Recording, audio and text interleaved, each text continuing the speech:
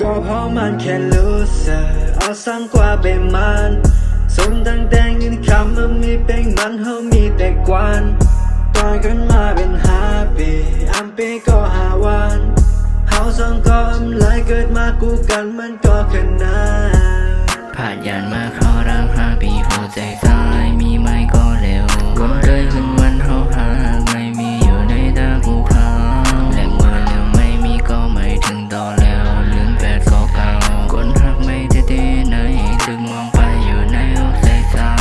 ก็เข้าใจว่ากูลองก็มีเป็นวันเอามาลองหน้าตาหรือว่าเงินคำมันเลยเป็นเหตุผลที่ไม่กล้าจอมมันเขาย้ำ5 ปีให้ยังยุ่มจอมกันรีเซ็ตไลน์ที่วันไหนมันก็ยุ่มจอมมันเอาไปสองให้สู้หักกันให้หึงนานและเก็บความทรงจำที่เขามีให้กันเอาไว้เป็นบทเรียนผ่านยานมาเข้ารัก5 ปีหัวใจ